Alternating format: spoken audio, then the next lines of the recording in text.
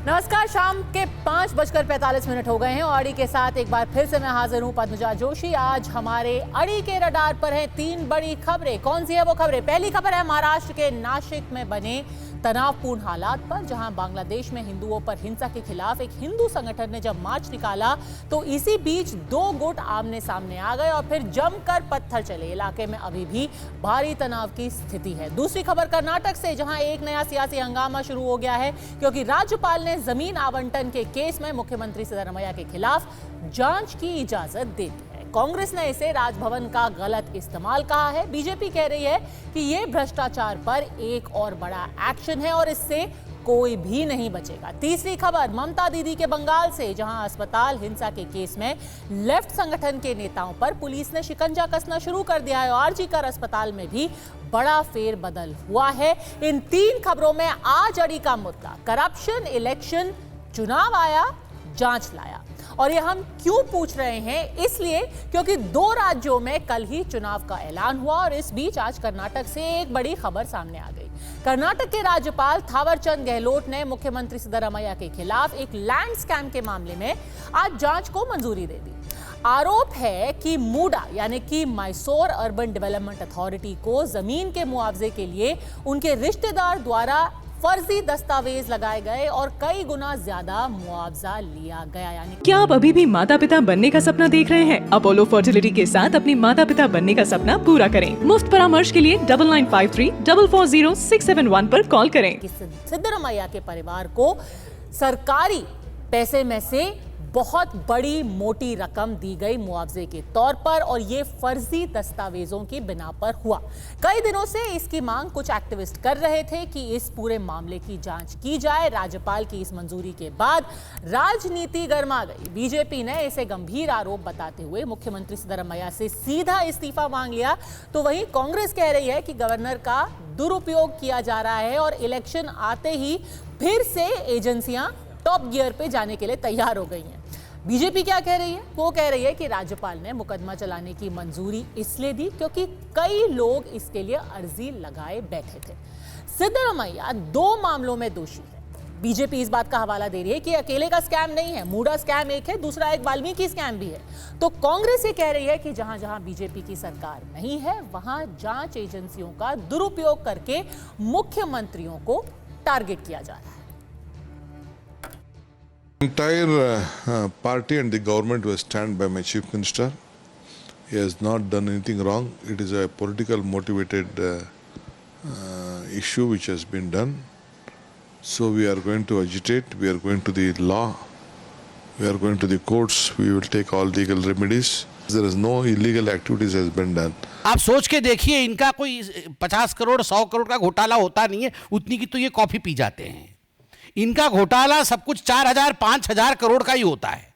आज मैं धन्यवाद देता हूं इस प्रणाली को, इस प्रक्रिया को, कि जिसने घोटाला किया है उसे आज प्रोसिक्यूट किया जाएगा, उसके खिलाफ आज केस चलेगा। मोदी जी के इस राज में जो भ्रष्ट होते हैं उन्हें छोड़ा नहीं जाता है। 89 करोड़ का करप्शन हो गया, ऐसे खुद सिद्धरामैया ने मान लिया है। ये पैसा किधर गया? ये पैसा तेलंगाना इलेक्शन को गया, चुनाव के लिए कांग्रेस का अकाउंट में गया। हमारा गरीबों का पैसा, हमारा गंगा कल्याण बोरवेल का पैसा, हमारा बच्चे का पैसा तेलंगाना में कांग्रेस चुनाव को दिया है। ये सिद्धरामैया ने किया, ये खुद मान लिया है। जिस तरह से संवैधानिक पदों का राजनीतिकरण भारतीय जनता पार्टी जब से केंद्र सरकार में आई है तब से होता चला जा रहा है, हर बात पर संशय और प्रश्न चिन्ह लगता है। जब भी गवर्नर कुछ करता है एक बहुत बड़ा सवालिया निशान होता है। पूरा भरोसा है कि इस पर भी, इसमें है कुछ नहीं, हम सब जानते हैं। बिना बात के राजनीतिकरण करना ये गलत है। तो जिस मामले को लेकर इतनी राजनीति हो रही है, आखिर वो मामला है क्या, ये भी जान लीजिए। दरअसल 1992 में मूडा यानी कि मैसूर अर्बन डेवलपमेंट अथॉरिटी ने रिहायशी इलाका विकसित करने के लिए कुछ कृषि भूमि अधिग्रहित की थी, जिसे प्राधिकरण ने डी-नोटिफाई कर दिया और मुआवजे के तौर पर 50% जमीन या एक वैकल्पिक साइट दे दी। लेकिन 1998 में अधिग्रहित जमीन का हिस्सा फिर डी-नोटिफाई कर कृषि भूमि बना दिया गया। तब सिद्धरामैया डिप्टी चीफ मिनिस्टर थे और 2004 में सिद्धरामैया की पत्नी के भाई यानी कि उनके साले ने उन्हीं जमीनों में से 3 एकड़ कृषि भूमि खरीद ली, जो जाहिर सी बात है उन्हें सस्ते में मिली। इस बीच प्राधिकरण ने तब तक उसके डेवलपमेंट का लेआउट तैयार कर लिया था। 2021 में प्राधिकरण ने उस जमीन के बदले मैसूरू के महंगे इलाके में जमीन सिद्धरामैया जी के साले को दे दी, जिसकी कीमत पिछली जमीन से, यानी कि उन्होंने जो पिछली जमीन खरीदी थी उसके मुकाबले इसकी कीमत कहीं गुना ज्यादा थी। बस इसी मामले को कुछ एक्टिविस्ट ने मूडा स्कैम बताया है और राज्यपाल से कार्रवाई की मांग की है। तो अब इस सब के बीच जब लोकसभा चुनाव के बाद एक बार फिर से चुनावी सीजन आ गया है और उसके बीच एक कांग्रेस शासित राज्य के मुख्यमंत्री के खिलाफ कार्रवाई को लेकर सियासत पर सवाल खड़े हुए हैं, तो पद्मजा के प्रश्न आज है, क्या गवर्नर के पद का सच में दुरुपयोग करके गैर बीजेपी मुख्यमंत्री को टारगेट पे लिया जा रहा है? क्या भ्रष्टाचार के खिलाफ कार्रवाई को राजनीतिक रंग दिया जा रहा है? पर क्या भ्रष्टाचार की शिकायत पर कार्रवाई करना एक तरीके से जायज नहीं है? क्या कांग्रेस की यह मांग है कि अगर कंप्लेंट आए भी तो राज्यपाल उस पर कोई एक्शन ना ले? चर्चा में हमारे साथ जुड़ गए हैं शिवम त्यागी, प्रवक्ता हैं भारतीय जनता पार्टी के, सुलेमान मोहम्मद खान, प्रवक्ता हैं कांग्रेस के, आनंद दुबे, प्रवक्ता हैं शिवसेना यूबीटी के, राजेश जोशी, वरिष्ठ पत्रकार, और अवधेश कुमार, वरिष्ठ पत्रकार, मेरे साथ स्टूडियो में। सबसे पहले आप ही से सवाल पूछूंगी शिवम त्यागी जी, मामला भले से ये कर्नाटक का है, पर जैसे ही चुनावी सीजन शुरू होता है, लोकसभा के बाद एक बार फिर से दौर शुरू हो गया है, चुनाव होंगे, 4 राज्यों में होने हैं, फिर से ये तथाकथित करप्शन के सारे मुद्दे एक बार हेडलाइंस में, सुर्खियों में आ गए हैं और एक तरीके से माहौल, लोग कह रहे हैं, बनाया जा रहा है कि करप्शन की जननी है कांग्रेस। पद्मजा जी, इस देश में चुनाव तो लगातार चलते ही रहते हैं। आदरणीय प्रधानमंत्री जी ये भी कहते हैं कि एक देश एक चुनाव कर लीजिए, उस पर भी कोई अग्री नहीं करता, लेकिन चुनाव अगर है तो इसका मतलब ये नहीं है कि करप्शन के केसेस में इन्वेस्टिगेशन ना हो। ऐसा नहीं हो सकता है, आपको इन्वेस्टिगेट करना ही पड़ेगा। अब से 2 महीने पहले लोकसभा के चुनाव थे, अगर ये चुनाव खत्म होते हैं उसके बाद बिहार चुनाव है, उसके बाद दिल्ली चुनाव है, उसके बाद उत्तर प्रदेश चुनाव है, फिर 5 साल होने के बाद लोकसभा आ जाएगा। तो मतलब इनको इस बात की छूट मिलती रहे कि लगातार करप्शन करते रहे। लेकिन coming back to the original point, ओहो, मतलब ये कांग्रेसी समझ नहीं आता, पैसा खाते हैं, उससे नहाते हैं, उससे सोते हैं, क्या करते हैं भाई?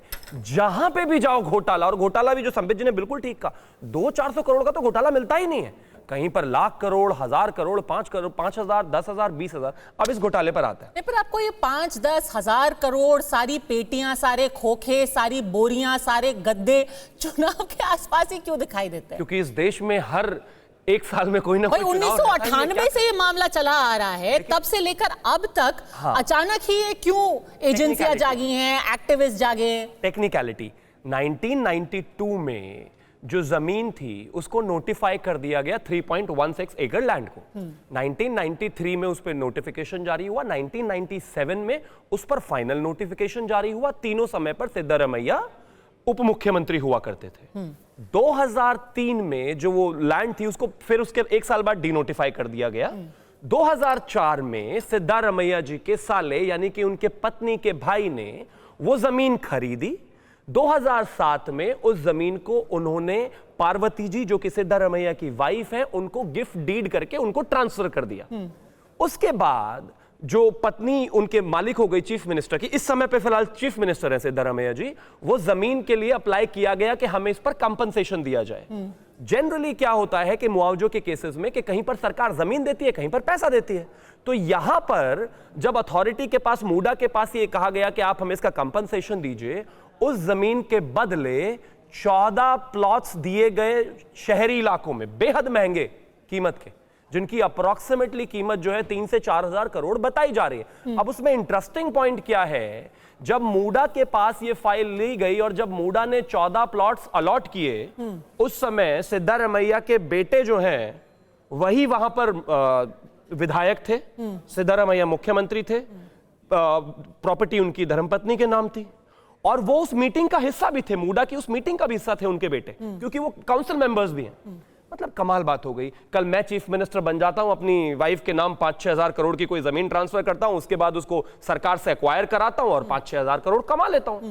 पर ओपन एंड शट केस क्या हो सकता है? ठीक है, आप ओपन एंड शट केस कह रहे हैं, पर मैं बार बार एक टाइमलाइन की बात क्यों कह रही हूं, क्योंकि बहुत एक खूबसूरत संयोग है। और अवधेश जी, हमने ऐसे कुछ 2-4 केसेस निकाले हैं पिछले कुछ सालों में। क्या हुआ है, अभी सिद्धरामैया जी की बात हो रही है, कुछ और भी कांग्रेस के या गैर बीजेपी शासित राज्यों के मुख्यमंत्री हैं जिनके खिलाफ केसेस किए गए हैं। उनमें से कुछ एग्जाम्पल्स एक बार देख लेते हैं। अरविंद केजरीवाल जेल में है ही, पहले उनकी गिरफ्तारी ईडी ने की, फिर सीबीआई ने कर ली, ईडी में उनको बेल मिल गई, सीबीआई केस में अभी भी वो जेल में है। हेमंत सोरेन, उनको भी जेल में डाला गया था, अब वो बेल पर बाहर है। पर ये अकेले नहीं है, इनके खिलाफ और भी कुछ मुख्यमंत्री हैं जिनके खिलाफ केसेस चल रहे हैं। अब कमलनाथ के बेटे बकुलनाथ को उनके भांजे और उनके बेटे को समन किया गया था। ठीक वो अगुस्ता वेस्टलैंड केस में उनका नाम आया था और ठीक चुनाव के पहले उनको समन भेजा गया था। अशोक गहलोत के बेटे वैभव गहलोत पे ऑल्सो एक फेमा का केस चल रहा है। उनको भी राजस्थान चुनाव से ठीक पहले ईडी समन्स भेजती है और ईडी उनको पूछताछ के लिए बुलाती है। तो ये संयोग तो बेहद खूबसूरत है अवधेश जी। निश्चित रूप से संयोग को देखा जा सकता है, लेकिन क्या केस में तथ्य है कि नहीं। मूल बात यह होता है कि चुनाव के समय भी अगर कोई पार्टी राजनीतिक प्रतिशोध की दृष्टि से भी कार्रवाई करती है, तब भी यह देखना होता है कि क्या उनमें तथ्य है कि नहीं है। एक दूसरा भी मामला है, आपके ध्यान में होगा, 2019 महाराष्ट्र के चुनाव के पहले इसी ईडी ने कोऑपरेटिव मामले में शरद पवार जी के विरुद्ध कार्रवाई की। हम लोगों ने छानबीन की, लिखा हुआ मामला बनता था। शरद पवार जी आए, प्राइम मिनिस्टर से मिले, पता नहीं क्या हुआ। आज बेचारा वो अफसर भी कहाँ है ईडी का, उसका पता नहीं है। वो केस का भी क्या हुआ पता नहीं है। बीजेपी बड़े उस क्षेत्र में, शरद पवार जी के क्षेत्र में बीजेपी के कैंडिडेट एक सवा लाख से हार गए चुनाव। तो ऐसा भी हुआ है हमारे यहाँ। लेकिन इस समय जो हम बात कर रही है, देखिए कर्नाटक का जो मामला है, यद्यपि वो भारतीय जनता पार्टी सरकार, तो आप मान रहे हैं, मैं तथ्यों की बात मानती हूं, केस में दम है कि नहीं वो तो फैसला आएगा जब पूरी जांच हो जाएगी, अदालतें फैसला देंगी। पर अगर कोई केस है भी तो उस पर बैठी रहती है क्या सरकार, और तब जांच के आदेश देती है जब उनके लिए ये फायदेमंद हो। देखिए हम अगर ये मान लेते हैं कि अब जैसे देख लीजिए रविंद्र वायकर, महाराष्ट्र की बात करें, रविंद्र वायकर वो शिवसेना में थे, उद्धव ठाकरे गुट के साथ थे। चुनाव के ठीक पहले उनको बुलाया जाता है पूछताछ के लिए, फिर वो शिवसेना के कैंडिडेट बन करके खुद ऑन रिकॉर्ड उन्होंने बोला है कि भाई मेरे पास दो रास्ते थे, या तो मैं एकनाथ शिंदे के साथ आ जाऊं या फिर जेल चले जाऊं। अब ये बातें तो कोई इग्नोर नहीं कर सकता। नहीं, भारत देखिए हमारे देश में, आप भी एक पत्रकार हैं, एजेंसियों के राजनीतिक दुरुपयोग के मामले हुए हैं। और यूपीए सरकार में सुप्रीम कोर्ट ने सीबीआई के बारे में क्या बोला था सबको पता है कि एफिडेविट तक चेंज हो गया, वो भी पीएमओ में, मतलब प्राइम मिनिस्टर ऑफिस में चेंज हुआ था। ये जो इस समय एजेंसियां का हमें मान के चलते हैं कि एजेंसियां पूरी तरह सरकार के इशारे पर काम करती है। मैं मानता हूं कि इस तरह अगर देश चलेगा तो कोई भी देश लंबे समय तक सिस्टम को बनाए नहीं रख सकता है। कुछ केस में तो इंटरेस्ट हो सकता है सरकार का, लेकिन इस ढंग से एजेंसी हो कि चाहे प्रतिदिन सरकार से आदेश ले, ईडी के जो है डायरेक्टर वहां बैठे रहे, सीबीआई के डायरेक्टर बैठे रहे और आदेश ले और उसके आधार पर कार्रवाई हो, ये संभव है। तो शिवम जी, टाइमिंग इज एवरीथिंग, टाइमिंग थोड़ी सी संदिग्ध तो है। पद्मजा जी, टू द कॉन्ट्ररी और उल्टा, इनफैक्ट ये सोचने की जरूरत है कि कोई एक आधा नेता भी ऐसा नहीं बचा जो क्लीन है। डीके शिव कुमार ऑलरेडी सालों जेल रहकर आए हैं, उसके बाद आय से अधिक संपत्ति मामले में उन पर केस चल रहा है। कांग्रेस कहती है इसलिए वो क्लीन नहीं है क्योंकि अभी तक आपकी पार्टी में नहीं आए। नहीं, बिल्कुल भी नहीं। मैं मानता हूं भाजपा शिवसेना में आ जाएंगे, हो जाएंगे। आदरणीय गृह मंत्री जी ने एक बयान दिया था कि जो कहीं पर भी पार्टी से इधर से उधर आए हैं उनके ऊपर किसी भी एक केस में कोई भी विड्रॉल नहीं हुआ है। विषय यहां पर भी बहुत साफ है कि अब कांग्रेस को सोचने की आवश्यकता है कि ले देकर कुछ एक राज्य उनके पास बचे हैं, अगर वहां पर भी हाल ये है कि chief minister, deputy chief minister, LOP, party chairperson, UPA chairperson और मुझे लगता है कैबिनेट, अगर एक अच्छी खासी बैठक सबकी बेल कैंसिल हो जाए तो तिहाड़ में ना हो जाए इनकी। सुलेमान साहब, लोगों पर भ्रष्टाचार के केसेस है और ये सिर्फ भारतीय जनता पार्टी की नहीं है। तो आप अभी बात करते हैं कि चलिए विंडिकेशन है, लेकिन राहुल गांधी और सोनिया गांधी पे तो हमसे पहले है भाई। 2013 में उस केस को कैंसिल कराने के लिए वो सुप्रीम कोर्ट गए, खारिज कर दिया गया। और अगर हम बात करें तो चिदम्बरम जी का इस देश ने देखा ही है, डीके शिव कुमार का देखा ही है, सिद्धारमैया अभी सामने आ गए, रॉबर्ट वाड्रा के केसेस पर लगातार चीजें चलती रही है, वो ऑलरेडी बेल पर है। और इसके अलावा प्रियंका गांधी, विषय साफ है, जहां जहां कांग्रेस है वहां भ्रष्टाचार गारंटीड है। सुलेमान मोहम्मद खान, टाइमिंग की बात हमने कर ली, पर मुख्य मुद्दा तो यही रहेगा ना कि क्या इस केस में दम है कि नहीं है। और सच बात यह है कि कई एक्टिविस्ट, उन्होंने पत्र लिख के, अब क्या क्रोनोलॉजी रही है, 22 जनवरी क्रोनोलॉजी पूरी रही है। 5 जुलाई को एक्टिविस्ट जो हैं कुरबुरा थांत कुमार ने उन्होंने राज्यपाल को चिट्ठी लिखी। उसके बाद 26 जुलाई को राज्यपाल ने नोटिस जारी कर चीफ मिनिस्टर से 7 दिन में जवाब मांगा था। और अब जब उन्हें नहीं लगा कि उनका जवाब सैटिस्फैक्टरी यानी कि संतोषजनक है, उन्होंने कहा है कि जांच करिए, दूध का दूध पानी का पानी हो जाएगा।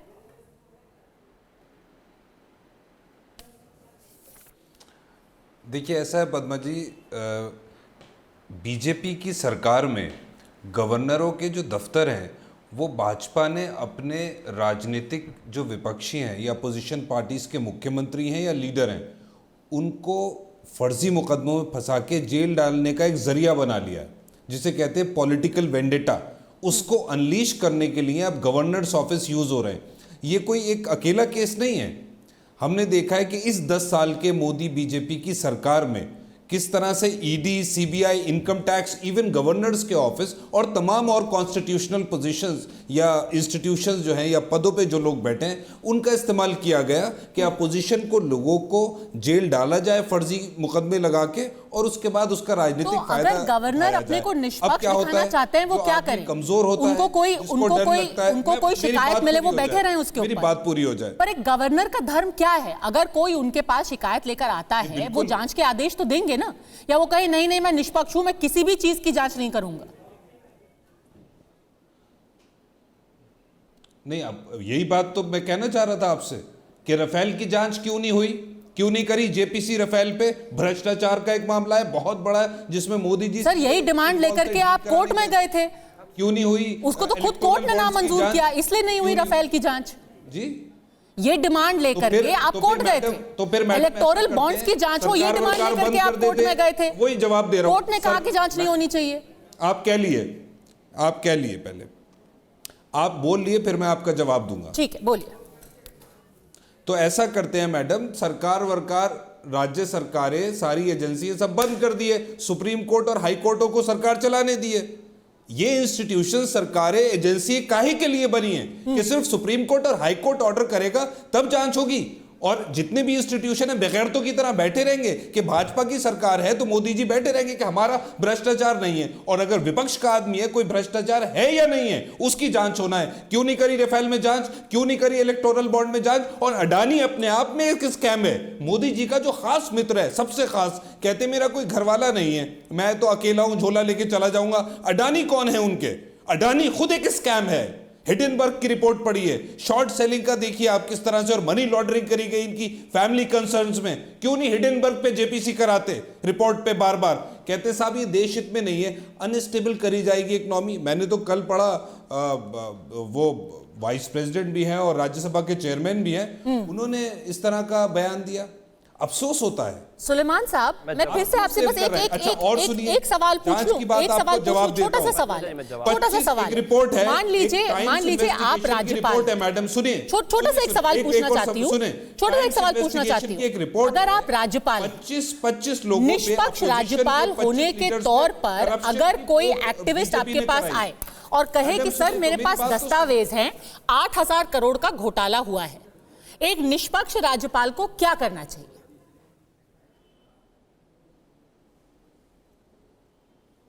मुझसे आप सवाल कर रही? जी, एक निष्पक्ष राज्यपाल को जब उनके पास कोई शिकायत लेकर के आए कि 8,000 करोड़ का, 2,000 करोड़ का घोटाला हुआ है, उसको क्या करना चाहिए? मैं आपकी बात का भी जवाब दूंगा। मैं आपकी बात का जवाब दे रहा हूं, यही बात का मैं जवाब देना चाह रहा था। मैं बात पूरी कर लेता, इसका भी जवाब देता। 2014 से एक रिपोर्ट मेरे पास है एक्सप्रेस इन्वेस्टिगेशन की, कि 2014 से 25 अपोजिशन लीडर्स के ऊपर बीजेपी ने करप्शन के एलिगेशन लगे, सीबीआई, ईडी, इनकम टैक्स गया, वो 25 के 25 बीजेपी में चले गए, 25 लोग जो बीजेपी में चले गए, 23 को क्लीन चिट मिल गई। अभी एक आपके पैनलिस्ट शायद बीजेपी के स्पोक्स पर्सन है, कह रहे थे अमित शाह जी ने कह दिया किसी को क्लीन चिट नहीं मिली है, तो करिए ना इस रिपोर्ट को चैलेंज आप। 25 में से 23 को क्लीन चिट मिल गई, कुछ होता ही नहीं है। अजीत पवार कौन है किसके साथ हैं अजीत पवार? हेमंता शर्मा कौन है? शुभेंदु अधिकारी कौन है? सर बताइए ना, इनका मैंने जवाब तो दिए। शुरुआत में ही सब अवसरवादिता की पहले बात पोजीशन में थे, बीजेपी से भ्रष्टाचारी पूछी। थे। बीजेपी में आते ही साफ सुथरे हो गए। अवसरवादिता की जहाँ बात तक मैंने गवर्नर के पूछी ऑफिस का कि भाई सवाल है, आप किसी जहाँ भी केस को constitutional उसी body का वक्त सवाल है। इस्तेमाल करते हैं अगर- जब आपको चुनावी फायदा हो सकता है, पर क्या केस अपने आप में उसमें तथ्य है कि नहीं, क्या हम उसको नजरअंदाज कर सकते हैं? केस की तो जांच होनी चाहिए ना। कल को क्या पता ये केस कोर्ट में जाएगा, कोर्ट इसको बाहर फेंक देगा, कहेगा ये बेकार केस है, कोई तथ्य नहीं है। मैं तो मैडम आपकी बात को और सेकंड करता हूं। मैं कहता हूं कि किसी की भी कोई कंप्लेंट आती है तो जो कॉन्स्टिट्यूशन ने मैंडेट दिया है आपको कि भाई अगर जांच होना है, निष्पक्ष जांच होना चाहिए, लेकिन राजनीतिक वेंडेटा से पॉलिटिकल वेंडेटा के तौर पे आपने लगा गवर्नमेंट को अनस्टेबल करना है कर्नाटका की, मुख्यमंत्री के खिलाफ जांच कर दो, कहीं झारखंड के मुख्यमंत्री को जेल डाल दो, कभी दिल्ली के मुख्यमंत्री को जेल डाल दो। ये तो आप एक्सपोज हो चुके हैं। और इसी का जवाब भारत की जनता ने आपको 2024 के चुनाव में जिसको कहते हैं ना कि अब ये ट्रेंड बनता जा रहा है और अब जनता भी ये सवाल पूछने लगी है। जब भी कोई ऐसा केस होता है, अब लोग भी हंसी मजाक में कहते हैं कि अरे यहाँ पर बीजेपी का वोट शेयर कम हो गया, अब ये आदमी तो जेल में जाएगा। ये एक मजाक का मुद्दा जैसा बनता जा रहा है। बिल्कुल भी नहीं, लेकिन एक चीज मैं कहना चाहता हूं कि हाँ, अगर रिटोरिक्स से केस डिसाइड होते तो कोर्ट्स में जरूर कांग्रेस वाले कुछ कर पाते। हर चीज में रिटोरिक्स है, फैक्ट्स ऑफ द केस में तो है ही नहीं वो कहीं पर भी। कहते वो जिस तरह की स्थितियां बनी, जो हाल हुआ, उसमें सारे सीएम्स पर फर्जी केसेस कर दिए गए, पॉलिटिकल वेंडेटा। मुझे एक कोर्ट का कोई एक डिसीजन बताइए, कोई एक बेल में किसी कोर्ट ने ये कहा हो कि ये पॉलिटिकल वेंडेटा है, ये केस कैंसिल होता है, ये केस बनता ही नहीं। आपको अभी जवाब दे देता हूं मैं इसका। आपको जवाब दे दूं? हाँ, जवाब दीजिएगा, लेकिन बाद में दीजिएगा, जैसे मैं अब बाद में दे रहा हूं ना आपको। क्रिमिनल लॉ क्या है? प्लीज बाद में, थैंक यू। तो एक कोई केस ऐसा नहीं है। अगर अरविंद केजरीवाल के विषय में है तो केसेस स्टे कर रहे हैं, अगर हेमंत सोरेन के विषय में है तो केसेस स्टे कर रहे हैं, बेल पर बाहर आए हैं। अगर लालू प्रसाद यादव की बात करें तो वो 5 जगह कन्विक्ट होकर ऑलरेडी बेल पर है, लेकिन कन्विक्ट हैं। अगर और बाकी लोगों की बात करें तो सब इसी तरीके से है। अगर हम बात करें मनीष सिसोदिया की तो बेल पर जरूर बाहर आ गए, अभी बरी हुए नहीं है। और एक और चीज, इन्होंने अडानी अडानी अडानी, एक तो पता नहीं कहते हैं कि अडानी से क्या रिश्ता है। ये रेवंत रेड्डी से पूछ लीजिए जी, उनका अडानी से क्या रिश्ता है, आपको बता देंगे। 12,000 करोड़ का पावर प्लांट जब छत्तीसगढ़ में भूपेश बघेल लगा रहे थे तो आप उनसे पूछ लीजिए। अब एक और, राफेल और जेपीसी, कोर्ट से बड़ा नहीं है कांग्रेस। जवाब दे दूं? कोर्ट में गए थे राफेल के विषय को लेकर और उस पर एक विस्तृत चर्चा हुई थी। आपको जबरदस्ती उसको मुद्दा बनाना है तो ठीक है, मतलब अगर अडानी की बात हो तो रेवंत रेड्डी के साथ सही, लेकिन अगर भारतीय जनता पार्टी किसी सरकार के साथ काम कर रहे हैं तो गलत है। उसको भी चैलेंज कर लीजिए। सुलेमान साहब, मैं जवाब दे दूं? देखिए, एक तो इनको यह समझाने की जरूरत है कि एक होता है कानून की नजर में एक्यूज्ड और एक होता है गिल्टी या कन्विक्ट। तो मैंने कब कहा कोई क्रिमिनल लॉ भारत का यह कहता है कि जब तक आदमी कन्विक्ट नहीं हुआ तब तक वो इनोसेंट माना जाएगा। जानते हैं इस बात को, देश भी जानता है। This is the golden principle of criminal law कि जब तक कन्विक्ट नहीं हुआ, अगर इन्हें केजरीवाल या कोई भी अपोजिशन, हेमंत सोरेन या कोई भी नवाब मलिक या संजय राउत, इन्हें कन्विक्ट लगते हैं तो पहले जाके पढ़ के आइए और सीख के आइए आप।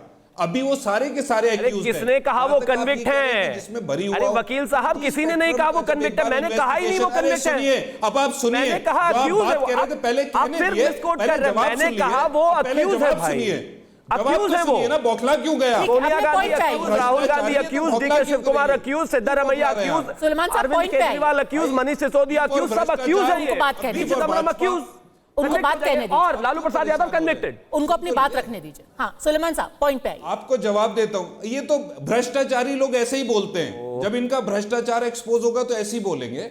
देखिए पद्मा जी, क्या हुआ था, केस चला है कांग्रेस पे भ्रष्टाचारी। हम 2009 में एक इन्वेस्टिगेशन हुई 2G स्पेक्ट्रम में। तमाम लोगों ने कहा कांग्रेस ने 2G स्पेक्ट्रम कर दिया, ए राजा एक्यूज्ड है, तमाम लोग, इनके मंत्री एक्यूज्ड हैं। क्या हुआ उसमें? 5 साल तक उसे इस्तेमाल किया राजनीति के लिए, हो गए बाइज्जत बरी।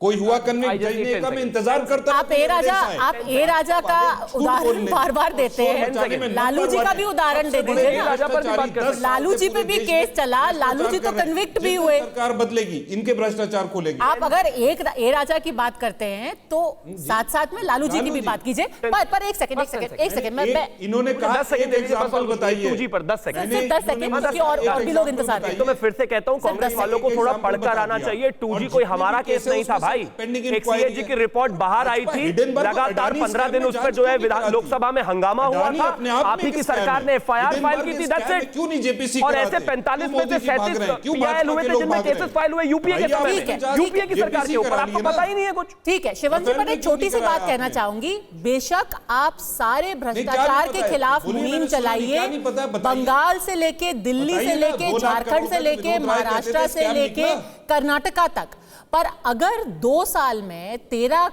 पुल गिर गए हैं बिहार में, कुछ तो भ्रष्टाचार वहां पे भी हो रहा होगा ना। वहां के भी दोषियों की थोड़ी सी जांच पड़ताल कराइए, 2-3 लोगों पे वहां पे भी रेड पड़वाइए, 2-3 लोगों को वहां पे भी जेल डलवाइए, कोई बात नहीं। बिल्कुल, अगर किसी को भी लगता है कहीं पर भी जरा सी भी दिक्कत है, किसी को भी ऐसा लगता है कि कहीं भ्रष्टाचार हुआ है, तो स्वागत है। सर 2 साल में बिहार में 21 ब्रिज गिरे हैं, कोई एक्टिविस्ट नहीं है, कोई पीआईएल नहीं है, कोई केस नहीं है, सुओ मोटो ही कर लीजिए, आपकी सरकार है वहां पे। पर एक सेकंड, मैं राजेश जोशी जी को लाना चाहती हूँ। बात हो रही है राजेश जी कि क्या राज्यपाल के पद का दुरुपयोग किया जा रहा है। मैं एक केस की याद दिलाना चाहती हूं अपने सारे दर्शकों को भी। 22 जनवरी 2011 कर्नाटका में राज्यपाल के सचिवालय से एक प्रेस विज्ञप्ति जारी की गई। उस प्रेस विज्ञप्ति में क्या कहा गया? बेंगलुरु के 2 अधिवक्ताओं ने श्री सिराजिन बाशा, श्री KN बालराज, उन्होंने 28 दिसंबर 2010 को एक याचिका दी है और उन्होंने कहा है कि श्री BS येदियुरप्पा के खिलाफ केस दर्ज किया जाए। भ्रष्टाचार और आपराधिक कदाचार के विभिन्न गंभीर आरोपों के लिए मुख्यमंत्री श्री BS येदियुरप्पा पर उचित न्यायालय में मुकदमा चलाने के लिए आपराधिक प्रक्रिया संहिता के तहत कर्नाटका के महामहिम राज्यपाल ने विचार किया है और मुकदमा चलाने की मंजूरी दे दी गई है। 2011 में बिल्कुल यही स्थिति थी। BS येदियुरप्पा मुख्यमंत्री थे, हंसराज भारद्वाज राज्यपाल थे और उन्होंने कहा कि इनके ऊपर केस चलाया जाना चाहिए। BS येदियुरप्पा को मुख्यमंत्री के पद से इस्तीफा देना पड़ा था। अब अगर 2024 में ऐसा ही केस सामने आया है तो राज्यपाल ने भी वैसा ही फैसला लिया है। इसको पद का दुरुपयोग क्यों बोला जा रहा है?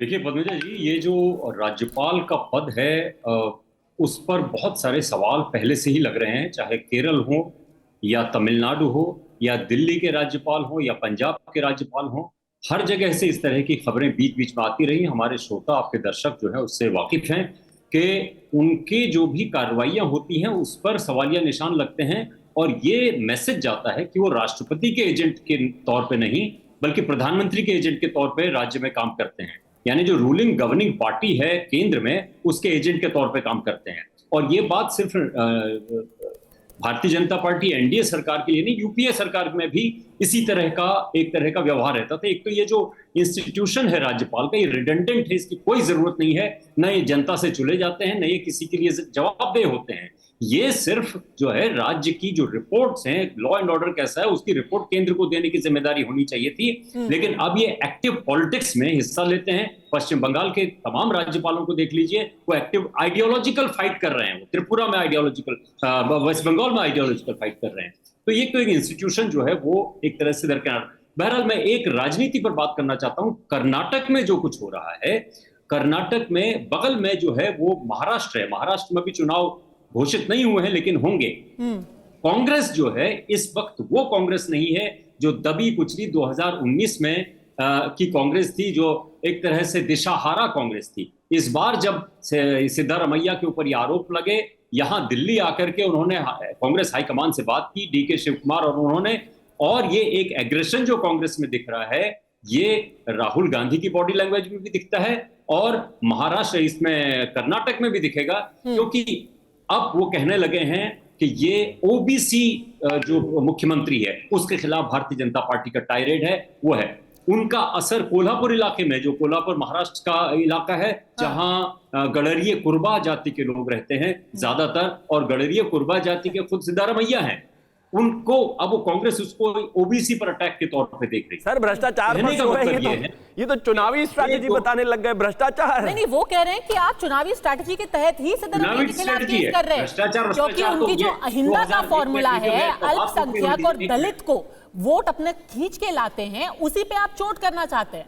इसीलिए आप सिद्धरामैया की को कमर आंच तोड़ना नहीं, चाहते चोर की दाढ़ी में होता है तिनका। एग्जाम्पल, इस देश के प्रधानमंत्री को 2002 के बाद से लगातार केसेस झेलने पड़े। जो डरता नहीं, जो ईमानदार है, उसको कोई फर्क नहीं पड़ता। भाई आप इतना चीख चिल्ला क्यों रहे हैं? हम तो कोई प्रेस कॉन्फ्रेंस नहीं करते थे, हम तो कोई काले कपड़े पहनकर नहीं आते थे, हम तो कुछ नहीं कहते थे।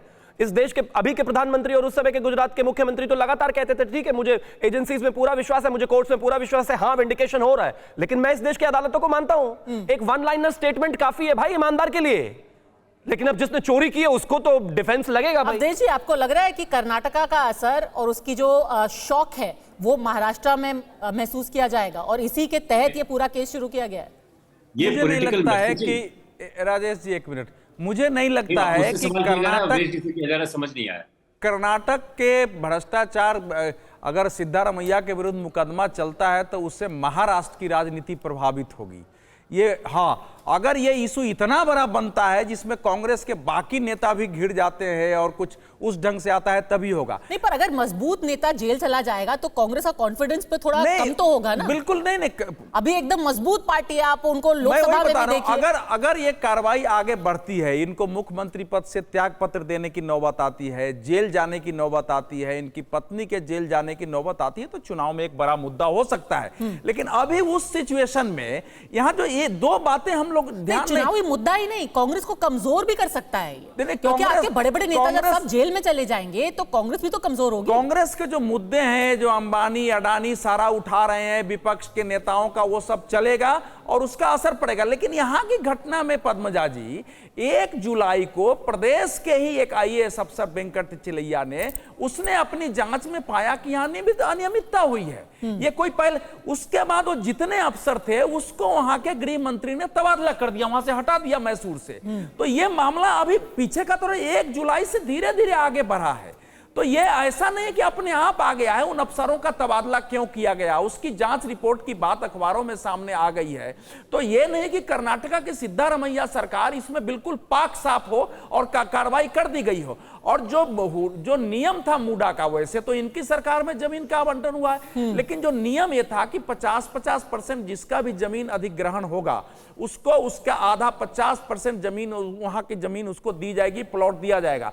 अब वो सस्ती जमीन के बदले 14 प्लॉट उसको बहुत एलिट एरिया में दे देना, ये आसानी से नहीं हो सकता है। उसमें अफसर भी शामिल होंगे, सब शामिल होंगे। ये किसी भी स्तर पर बिल्कुल सदाचार का मामला तो नहीं दिखता है। भारतीय जनता पार्टी पर यह सवाल उठता है और ईडी पर भी उठता है कि सोनिया गांधी पर 2012 से केस है, 24 तक उस केस का क्या हुआ है? 12-12 साल केसेस क्यों पड़े हुए हैं लोगों के अंदर?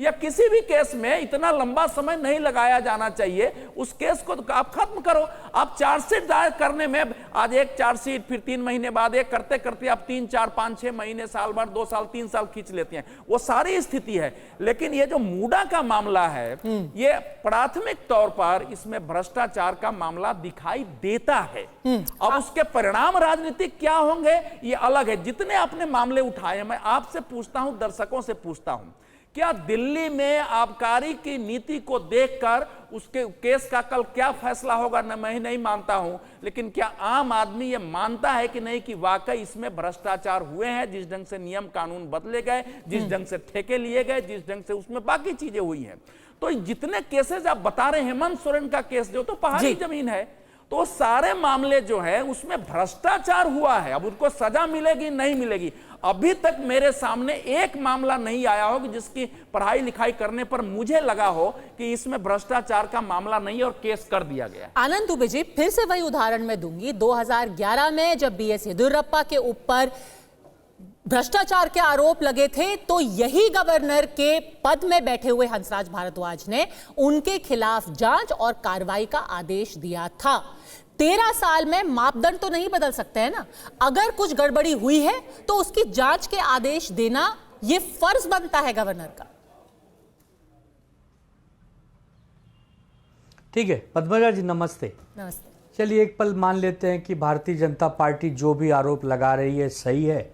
सिद्धारमैया जी बहुत बड़े भ्रष्टाचारी ये मानते नहीं है, पर इस बात की अभी आपका लाइव डिबेट चल रहा है, समझ लीजिए। एक मिनट सुनिए, हम ये नहीं कह रहे कि कोई आरोप सिद्ध हो गए, पर आरोपों की जांच तो होनी चाहिए। पाएंगी। हाँ बोलिए। अरे ठीक है, एक मिनट, यस एक मिनट सुनिए, खाली 1 मिनट जी। आपका लाइव डिबेट चल रहा है, आधे घंटे के बाद एक खबर आए कि सिद्धारमैया जी 15-20 विधायक तोड़कर अब भारतीय जनता पार्टी में अभी शामिल हो रहे हैं, और भारतीय जनता पार्टी में जब वो शामिल हो जाएंगे तब क्या यही सिद्धारमैया जी पर ऐसे ही जांच चलेगी पद्मजा जी? हम उदाहरण के साथ बताते हैं। पिछले 10-12 वर्षों में चुन चुनकर विपक्षी नेताओं को कहा गया कि ये सबसे बड़े भ्रष्टाचारी लोग हैं, इनको जेल की सलाखों के पीछे होना चाहिए। उन नेताओं ने कतारबद्ध तरीके से भारतीय जनता पार्टी और सरकारों में प्रवेश किया। आज वो सब कोई मंत्री हैं, कोई मुख्यमंत्री हैं, कोई राज्य में मंत्री हैं, कोई केंद्र में मंत्री हैं। हम एक टीवी पर स्क्रीन पर देखना चाहते हैं, हमारी इच्छा है पद्मजा जी कि आज TV9 भारतवर्ष पे दिखाया जाए कि अभी अभी हेमंत विश्व शर्मा जी के घर पर ईडी की रेड हुई, 20 दिन उनको जेल में रखा गया, वो एक्यूज्ड हैं, कन्विक्टेड नहीं है, कोर्ट में केस चल रहा है, वो बाहर आ गए। अभी अभी खबर आ रही है कि अजीत दादा पवार के घर पर सुबह 6 बजे ईडी और सीबीआई की रेड हुई, 100 दिन जेल में रखे गए, बाहर आ गए। अभी अभी खबर आ रही है कि प्रफुल्ल पटेल जी के घर पर ईडी की रेड, 500 दिन जेल में रहे, बाहर आ गए। अभी अभी खबर आ रही है कि शुभेंदु अधिकारी के घर पर सीबीआई की रेड, 600 दिन जेल में रहे, बाहर आ गए। ये खबर आप अशोक चव्हाण का नाम भूल गए। केवल वही खबर मैंने सोचा याद दिला दूं। अशोक चव्हाण जी अभी अभी आदर्श घोटाले के बहुत बड़े दोषी, भारतीय जनता पार्टी ने उनके घर पर ईडी की रेड कर दी। बीजेपी के नेता हैं लेकिन शिवम त्यागी जी के मित्र भी हैं, इसके लिए उनको छोड़ दिया गया। ऐसी खबरें क्यों नहीं चलती हैं? मैं बहुत परेशान होता हूं कभी पद्मजा जी कि भारतीय जनता पार्टी ये चुनी हुई काम क्यों करती है। अगर अभी सिद्धारमैया जी बीजेपी, मैं आपकी परेशानी समझती हूँ, इसीलिए बिल्कुल शुरुआत में, डिबेट की शुरुआत में मैंने रविंद्र वाइकर का उदाहरण दिया था। यही शिवम त्यागी कहेंगे। पर आनंद दुबे जी, राजनीतिकरण होना एक बात है, तथ्य दूसरी तरफ है। करके आए हैं, राजनीति होती है इन मामलों में, ये तो मैं भी मान रही हूँ, शुरू में ही मैंने सवाल पूछ लिया। पर फिर से मैं आपसे पूछ रही हूँ कि केस की जांच होनी चाहिए कि नहीं होनी चाहिए। अगर येदियुरप्पा के खिलाफ केस की जांच हुई और उन्होंने इस्तीफा दिया, तो एक तरीके से भाजपा भी अब वही डिमांड कर रही है कि भाई सिद्धारमैया जी के खिलाफ भी वही भ्रष्टाचार के आरोप है, क्या उन्हें पद से त्यागपत्र नहीं दे देना चाहिए? मैं वही पद्मजा जी आपसे कह रहा हूं, वही राज्य, वही आरोप, बस 12 साल बाद कह सकती हैं कि भाई तो मैं वही आपसे कह रहा हूं कि जो जांच करनी है करिए। केंद्र में आपकी सरकार है, आपके पास सीबीआई ईडी है, पकड़ के जेलों में ठूस दीजिए। हेमंत सोरेन को पकड़ते हो, संजय राउत को पकड़ते हो, अनिल देशमुख को पकड़ते हो, अरविंद केजरीवाल, मनीष सिसोदिया, संजय सिंह, चुन चुनकर पकड़ो ना भाई। देश की जनता सब देख रही है ना। हम क्या कहें, अपने तो भगत सिंह कोश्यारी जी के कार्यकाल को भी देखा है, वो भी महामहिम राज्यपाल जी के पद पे थे। आदरणीय सुप्रीम कोर्ट ने उन पर क्या टिप्पणी की आप भी जानती हैं। बट कोई बात नहीं, हमने जो कहना था हमने कह दिया। अब भारतीय जनता पार्टी को जो करना है वो करे। राजेश जी को जोड़ना चाहते हैं, फिर शिवम त्यागी जवाब दीजिए। बरगलाइए मत, उनको भ्रमित मत करिए, भ्रमित मत करिए। राजेश जी आपको जोड़ना चाहते थे। आपकी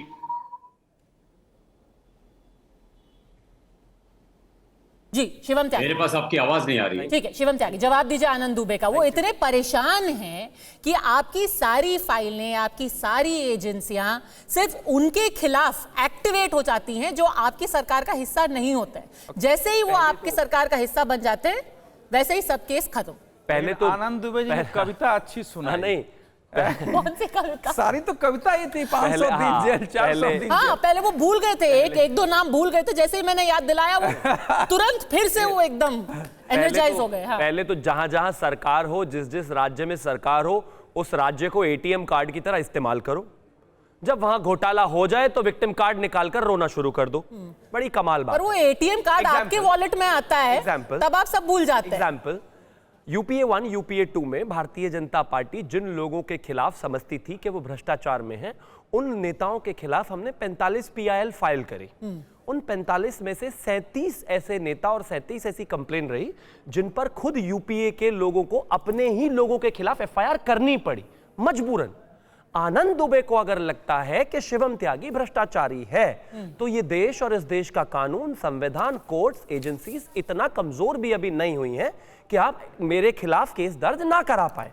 एग्जाम्पल, अगर आपको किसी भी मामले में भ्रष्टाचार लगता है, पीआईएल करिए, घर में बैठने के लिए लीडर ऑफ ऑपोजिशन नहीं बने हैं भाई, आप विपक्ष किस नाम के हैं? अब आनंद दुबे इतना परेशान है, मुझे वो पतरा चावल वाला मामला याद आ गया संजय राउत जी का। उन्होंने बाहर निकलने के बाद कहा था कि मेरी मानसिक स्थिति बहुत सही नहीं रह गई है, जेल बहुत खतरनाक चीज है। लेकिन आज तो आनंद जी भी उसी तरह की बातें कर रहे हैं। देखिए भैया, देश का पैसा खाओगे तो जेल जाओगे, जांच का सामना भी करना पड़ेगा, जांच फेस भी करनी पड़ेगी। और रही बात फास्ट ट्रैक चीजों को करके जल्दी लोगों को क्लियर करना कि वो साथ में है या नहीं, इस देश में मतलब पहले तो आप भ्रष्टाचार फास्ट ट्रैक करो, फिर आपको कोर्ट में भी फास्ट ट्रैक ही करना पड़ेगा। आप कोई मतलब ऐसे स्पेशल लोग नहीं है इस देश में। अब क्या करें, 25 जुलाई 1996 को लालू यादव पहली बार जेल गए थे, कन्विक्ट होते होते लग गए उनको 2013-2014 में कन्विक्ट हुए। क्या करें, इस देश में कोर्ट की प्रोसीडिंग में यही हाल है। और सिर्फ आप अकेले नेता नहीं है, 20-20, 25-25 साल तक एक आम आदमी भी कोर्ट में रहता है। संजय राउत अकेले नहीं है ना, एकदम सूरज चौहान भी हैं, उनके 2-3 और नेता भी हैं, सबके खिलाफ केस है और सब यही कह रहे हैं कि हमें तो फोन आ रहे हैं भारतीय जनता पार्टी से, कह रहे हैं कि भाई हमारी सरकार में शामिल हो जाओ शिवम जी। तो मतलब वो मान रहे हैं कि वो भ्रष्टाचारी हैं? नहीं, वो ये कह रहे हैं कि एक और चीज है पद्मजा जी, वैसे आप उनको सूटकेस भेजने को तैयार है, पर एक सेकंड, प्रधानमंत्री ने सुलेमान साहब इस बार फिर से 15 अगस्त की अपनी जो भाषण था, उन्होंने फिर से ये कहा है कि भले से ही कांग्रेस मेरे को गाली देती रहे, भले से ही मेरे ऊपर इल्जाम लगाती रहे, मैंने ये फैसला लिया है कि जब तक मैं प्रधानमंत्री रहूंगा, जब तक हमारी सरकार रहेगी, तब तक ये एक्शन जारी रहेगा। एक बार सुनते हैं उन्होंने क्या बोला। हमारा हर देशवासी भ्रष्टाचार की दिमक से परेशान रहा है। हर स्तर के भ्रष्टाचार ने सामान्य मानवीय का व्यवस्थाओं के प्रति विश्वास तोड़ दिया है। उसको अपनी योग्यता, क्षमता का प्रति अन्याय की जो गुस्सा होता है, वो राष्ट्र की प्रगति में नुकसान करता है। और इसलिए हमने व्यापक रूप से भ्रष्टाचार के खिलाफ एक जंग छेड़ा है। मैं जानता हूं इसकी कीमत मुझे चुकानी पड़ती है, मेरी प्रतिष्ठा को चुकानी पड़ती है, लेकिन राष्ट्र से बड़ी मेरी प्रतिष्ठा नहीं हो सकती है, राष्ट्र के सपनों से बड़ा मेरा सपना नहीं हो सकता। और इसलिए ईमानदारी के साथ भ्रष्टाचार के खिलाफ मेरी लड़ाई जारी रहेगी।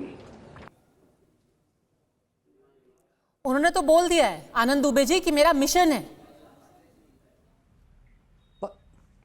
पद्मजा जी, अभी शिवम त्यागी कह रहे थे कि भाई जेल जाओगे, ये नहीं बता रहे हैं कि सरकार और भाजपा की कुनीतियों का विरोध करोगे तो केवल जेल जाओगे, हमारे साथ रहोगे तो हमारे बगल में बैठोगे और मलाई और चमचम खाओगे। सिद्धारमैया जी आज कांग्रेस में है, मुख्यमंत्री हैं। यही सिद्धारमैया जी कितने साल जेडीएस में रहे हैं, जो जनता दल सेक्युलर है। अगर ये जनता दल सेक्युलर में रहते और आज मुख्यमंत्री रहते तो राज्यपाल जी इनकी जांच नहीं करते।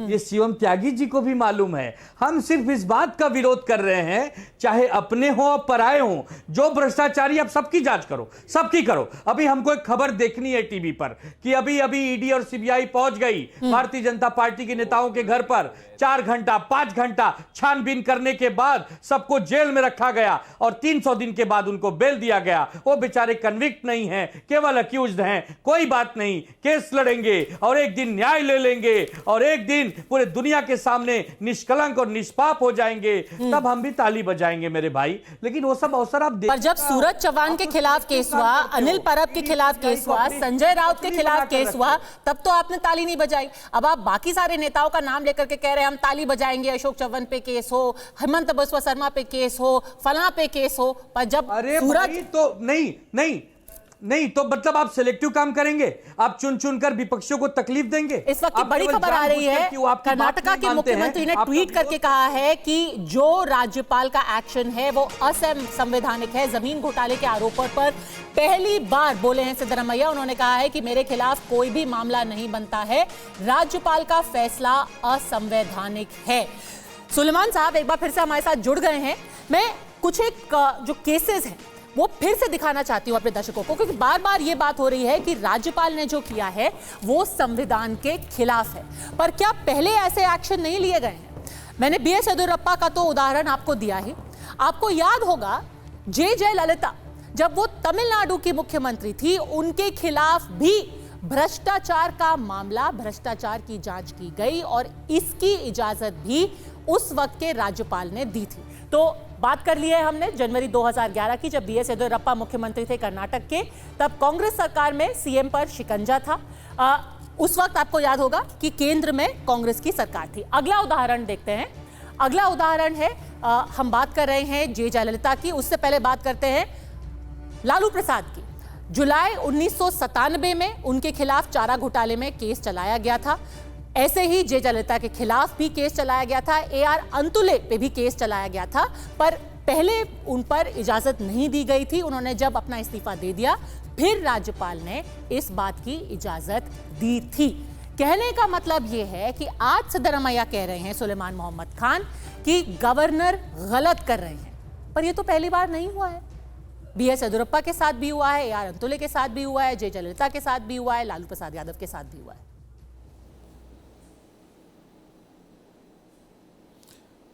आपने बिल्कुल कुछ वाकयात पुराने बताए।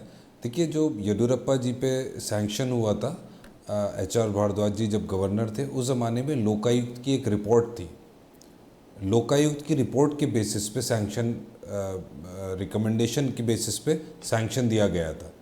तो कॉन्क्लूसिव टाइप का एविडेंस था, प्रेमा फेसाई दिख रहा था कि करप्शन हुआ है, इसलिए जांच करी गई थी। बात यह है कि अभी वो कह रहे थे कि कांग्रेस की सरकार के ज़माने में FIR, भाजपा के प्रवक्ता कह रहे थे, भाई ऐसा है किसी ने कंप्लेंट दी। उस ज़माने में एजेंसियां आज़ाद होती थी, CBIO, इनकम टैक्स और जितने भी कॉन्स्टिट्यूशनल इदारे हैं वो आज़ाद होते थे।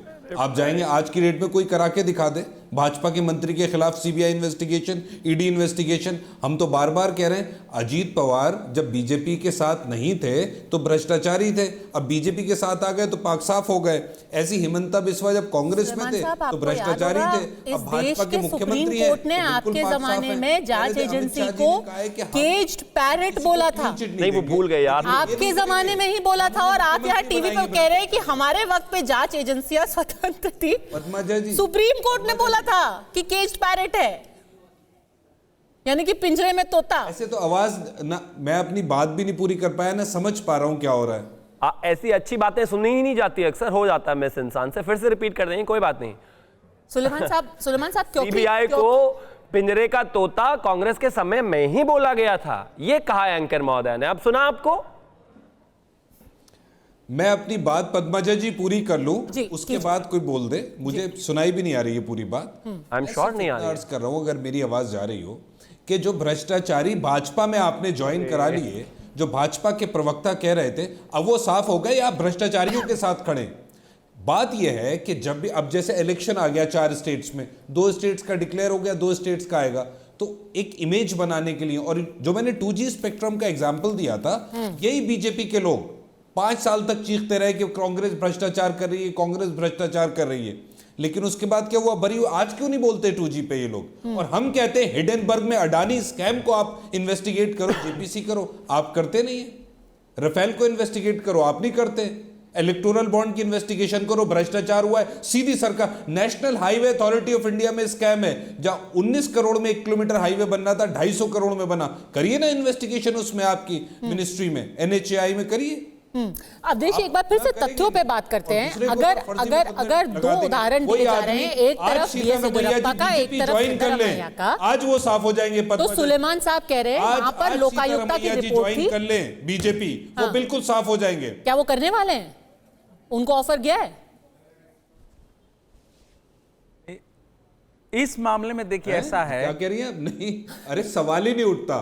पूरी पार्टी साथ है। अभी आवाज आ रही है उनको, वैसे अभी बराबर आवाज आ रही है उनको, बहुत अच्छे से सुन पा रहे हैं। पता नहीं ईगल्टन रिजॉर्ट में फिर से एक बार भीड़ लगेगी। इसका फैक्ट क्या है? राज्यपाल के पास हम आपकी तरह झूठे नहीं है, हम आपकी तरह झूठे नहीं है। उनकी आवाज आई, मुझे करने वाले उसका जवाब दिया। हम भजपइयों की तरह झूठे नहीं है। भाजपा वाले झूठे हैं, देश के खिलाफ भी झूठ बोलते हैं, लेकिन जो बात सच है वो है। ठीक है, आप झूठे, हमने ये झूठे। येदियुरप्पा के खिलाफ लोकायुक्ता की रिपोर्ट थी, तो बता दिया। यहाँ पर राजनीति से प्रेरित लग रही हैं सारी जितनी भी। पहले तथ्य पर जाएं। राज्यपाल के पास जब शिकायत गई कि इस मामले में जांच का आदेश दिया जाए, तो राज्यपाल ने प्रक्रिया के तहत मुख्यमंत्री सिद्धारमैया को नोटिस भेजा कि आपके विरुद्ध ये चीजें आई है, आपका क्या उत्तर है। उस पर कैबिनेट की मीटिंग हुई, मुख्यमंत्री सिद्धारमैया ने उत्तर नहीं दिया। कैबिनेट की मीटिंग हुई जिसमें सिद्धारमैया नहीं बैठे। कैबिनेट ने कहा कि राज्यपाल का ये जो पूछना है कारण बताओ नोटिस, यही असंवैधानिक है, ये गलत है, उनको ये नोटिस वापस लेना चाहिए। ये कहा गया नोटिस वापस लेना चाहिए, तो आपने उत्तर भी नहीं दिया। उसके बाद राज्यपाल ने लिखा है कि हमारे पास जो भी तथ्य आए, दो तरह हमने भेजे, दो पक्ष हमारे सामने आए हैं, एक में उनका समर्थन भी है, एक में इसको भ्रष्टाचार कहा गया है, इसलिए आवश्यक हो गया है कि इसकी निष्पक्ष जांच कराई जाए। यह है राज्यपाल का स्टैंड। अब उसमें कोई कहे कि राज्यपाल का दुरुपयोग हो गया, राज्यपाल के पदों का दुरुपयोग हुआ है, खूब हुआ है हमारे देश में, हम लोगों ने खूब डिबेट की है। सिद्धारमैया पर आइए, येदियुरप्पा पर, पद्मजा जी आपको ही पता है कि बीजेपी उस समय बर्बाद हो गई, उसकी पार्टी टूट गई, सरकार चली गई, वो आदमी बल्कि उसमें बगावत कर दी उन्होंने, वही ना, विद्रोह किया, क्या नहीं हुआ उस मामले में। और बीजेपी बाद में कैसे कैसे सत्ता में लौटी है, तो कोई छोटी मोटी घटना नहीं थी उस समय। उस एक लोकायुक्त के रिपोर्ट के बाद जो स्थिति पैदा हुई पूरे प्रदेश में, बाकी पार्टियों ने किया है, उसमें बाबू बीजेपी का जो दक्षिणावर्त था एक प्रकार से खत्म हो गया था। बीजेपी 40 से नीचे सीट पर आ गई थी। तो इसको आसान मत समझिए कि उनको नहीं भुगतना पड़ा। और बाद में क्या हुआ उस केस का, उस केस में हुआ क्या ये भी देख लीजिए। तो एक तरफ अगर जांच हो, हाँ ये मीडिया हमारी कमजोरी होती है कि हम मामले को उछालते हैं, लेकिन जब उस मामले का टर्न दूसरी ओर होता है तो हमारी कवरेज जरा उस पर डिबेट घट जाती है। ये हम लोगों के तो राजेश जी अगर दोनों केस की तुलना की जाए, अगर बीएस येदियुरप्पा ने 12 साल पहले इस्तीफा दिया था नैतिकता के आधार पर, तो क्या आज सिद्धारमैया जी को भी वही करना चाहिए? देखिए, नैतिकता के और फिर आधार जांच हो जाए, उससे भी पहले चली जाइए। नैतिकता के आधार पर तो लालकृष्ण आडवाणी ने भी इस्तीफा दिया था जब जैन डायरी वाला मामला सामने आया था, और हम लोग उसमें बाकायदा इन्वॉल्व थे उस खबर को करने में। तो उस वक्त लालकृष्ण आडवाणी ने ये कहते हुए इस्तीफा दिया था कि हम जो है जब तक साफ नहीं करेंगे अपना नाम, हम वापस लोकसभा में नहीं आएंगे। ये तो उस दौर की बात थी। लेकिन अब ये जो आरोप प्रत्यारोप का सिलसिला शुरू हो गया है, ये दरअसल पॉलिटिकल मैसेजिंग भी होती है। बहुत हद तक दिल्ली में पॉलिटिकल मैसेजिंग जो शराब घोटाला है उसमें गई है। एक बहुत बड़ा वॉल्यूम 4000 से 5000 करोड़ रुपया संबित पात्रा कह रहे हैं कर्नाटक में घोटाला हुआ।